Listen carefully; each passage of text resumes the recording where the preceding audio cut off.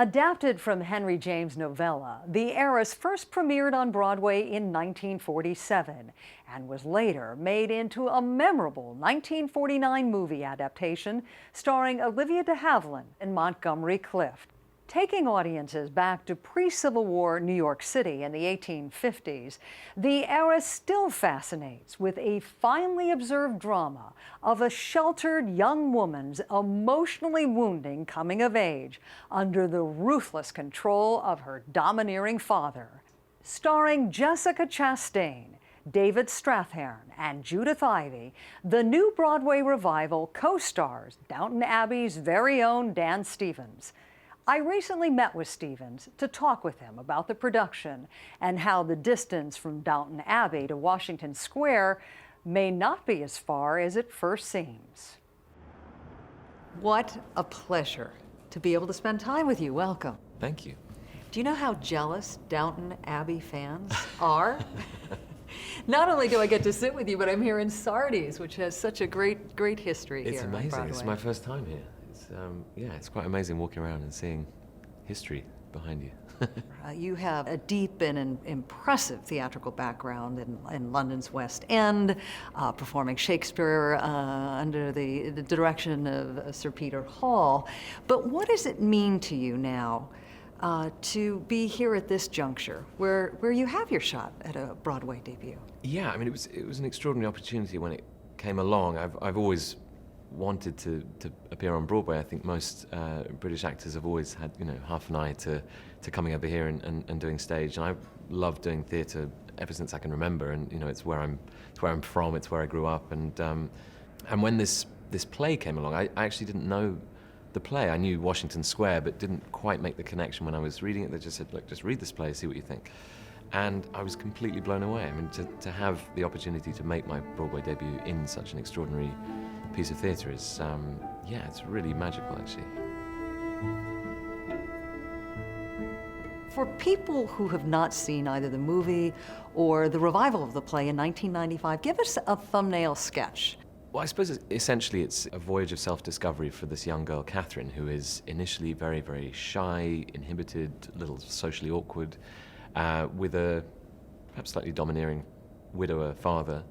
Her mother died in childbirth. And he's quite bitter about that. Yes. And you learn in the play that he holds her responsible for his wife's death. Yeah, and there's, he holds some strange grudges, I guess we'd call them now. And, Catherine is, I guess with the sort of modern psychology applied, perhaps a little damaged. And so into this mix of, how she's treated by her father comes this young suitor, Morris Townsend, who I play, who is perhaps a little more middle class than she is, and perhaps we know he is. I mean, he is. I mean, he's certainly a little bit of an imposter, right? But he's come back from Europe and has learnt these sort of mid-19th century European romantic ways, and also has an eye for luxury and beauty and nice things, which the Doctor and Catherine certainly live amongst. Dr. Sloper, I have fallen in love with your daughter.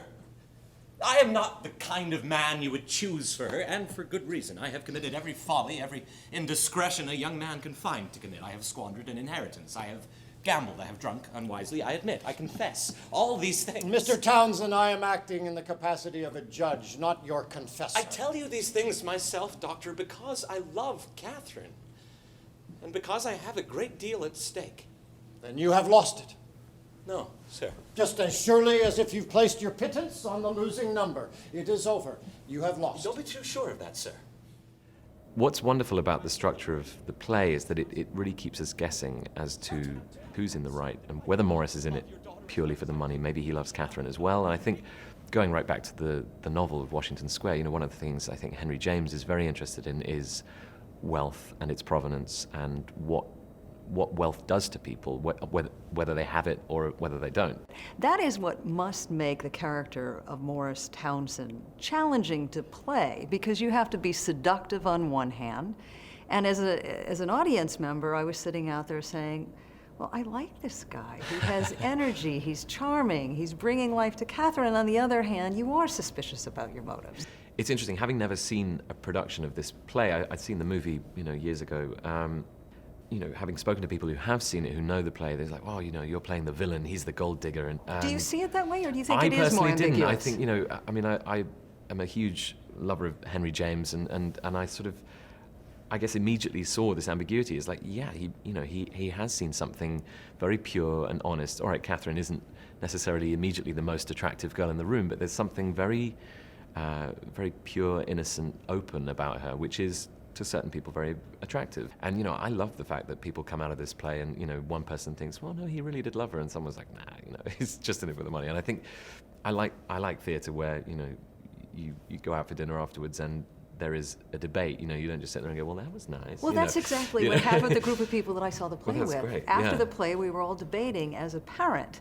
Do you have an obligation to tell a child if you feel their suitor is all wrong for them? Yeah, I mean, or that's a damaged in some very, way? very interesting question. Do you as intervene well. or not intervene? I suppose the other thing I like about the story and the play is that these are questions that we don't answer. That there isn't, a total resolution or redemption for everybody at the end of this. You as an audience, you carry these questions with you, and I think that makes for fantastic theatre. Catherine, your father is disappointed that his plans for you have not turned out as he wanted. He is perhaps hurt and angry at us both, but that will pass. Will not pass. My dear, if I am to be your husband, you must begin to trust my judgment. I do, Morris. That's right. How many times do you think fathers have spoken angrily to the daughters they love, particularly when marriage is the question? He does not love me.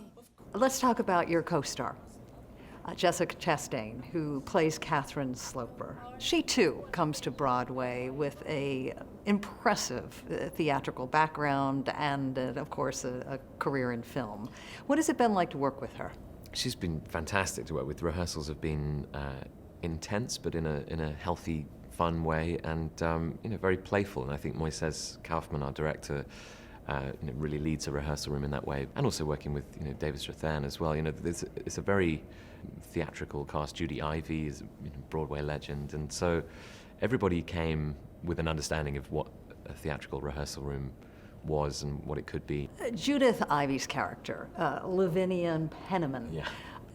really brings the house down. Yeah. People love that character. I loved her character. Yeah, I mean, She's a romantic. She is a romantic, and she sympathizes with Morris. She understands Morris, or at least she thinks she does. Is she in love with Morris? There may be a bit of that. There may be a I bit of thought that. that. And I think also, in our production, I think, Judy's made a choice which is maybe not a traditional one. I don't think Aunt Penniman has always been quite as funny as she is in this production, but there is something quite heartening and funny about a character in the midst of this quite earnest household who is just a soppy romantic. Walk me inside one of your rehearsals where you are trying choices perhaps that other productions haven't even thought about and how to color characters. We sat down the first week or so, we just looked at all the questions that were being asked, and this amazing shifting moral ambiguity to all of these characters.